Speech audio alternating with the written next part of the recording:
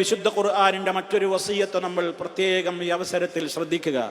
യാ അയ്യുഹല്ലദീന ആമനൂ, സത്യവിശ്വാസികളെ, ഇൻ ജാഅകും ഫാസിഖുൻ ബിനബഇൻ ഫതബയ്യനു, ഒരു തെമ്മാടിയായ മനുഷ്യൻ നിങ്ങളുടെ അടുക്കൽ വല്ല വാർത്തകളുമായി വന്നാൽ നിങ്ങളത് പ്രചരിപ്പിക്കരുത്.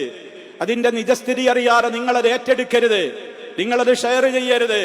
അത് മറ്റുള്ളവരിലേക്ക് പ്രചരിപ്പിച്ചുകൊണ്ട് നിങ്ങൾ നാട്ടിൽ ഫിത്നകളും ഫസാദുകളും ഉണ്ടാക്കരുത്. വിശ്വാസികൾ ഊഹാപോഹങ്ങളുടെ പിറകെ പോകേണ്ടവരല്ല.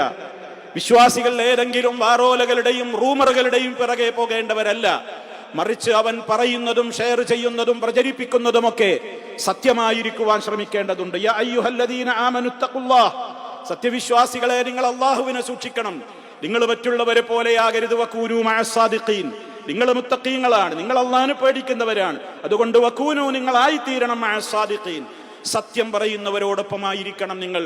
വിശുദ്ധ ഖുർആനിന്റെ കൃത്യമായ കൽപ്പനയാണ്. അതിലപ്പുറം കിട്ടുന്നതെന്തും പ്രചരിപ്പിക്കുകയും പലതിന്റെ പേരിലുമൊക്കെ പലതും പ്രചരിപ്പിച്ചുകൊണ്ട് എല്ലാ കഥകളും അതുപോലെയുള്ള റൂമറുകളും പ്രചരിപ്പിക്കുമ്പോൾ അത് തന്നെ മതി ഒരു മനുഷ്യൻ പാപിയാകുവാനെന്ന് മഹാനായ നബി സല്ലല്ലാഹു അലൈഹി വസല്ലം പറഞ്ഞ വാക്കുകൾ നമ്മൾ ഗൗരവത്തോടെ ഉൾക്കൊള്ളണം.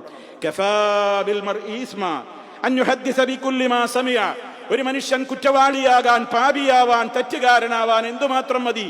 അൻ യുഹദ്ദിസ ബികുല്ലി മാ സമിഅ, കേൾക്കുന്നതെന്തും ഇടവും വലവും നോക്കാതെ ഷെയർ ചെയ്താൽ തന്നെ മതി. എന്തും പ്രചരിപ്പിക്കുക, എന്തിൻ്റെയും വക്താവാകുക. എന്താ വസ്തുത എന്ന് അവൻ അറിയില്ല. അവനാവശ്യമില്ലാത്തതിലാ ഇടപെട്ട് സംസാരിക്കുന്നത്.